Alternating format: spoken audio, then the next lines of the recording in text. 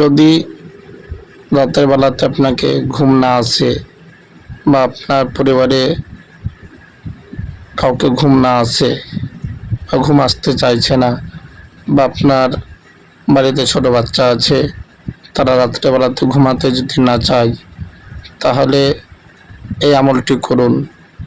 লা ইলাহা ইল্লাল্লাহ 11 বার পড়ে তার পুরা শরীরে দম করে দিন। লা ইলাহা ইল্লাল্লাহ 11 বার পড়ে আপনি তার উপরে 3 বার ফু মেরে দিন। ইনশাআল্লাহুল আজিজ খুব তাড়াতাড়ি সে ঘুমিয়ে যাবে। বা আপনার যদি ঘুম না আসে, আপনি আউযুবিল্লাহ বিসমিল্লাহ সহকারে 11 বার লা ইলাহা ইল্লাল্লাহ পড়ে নিজের উপরে দম করুন, ফু মেরে দিন। দেখবেন খুব তাড়াতাড়ির মধ্যে আপনার ঘুম চলে আসবে।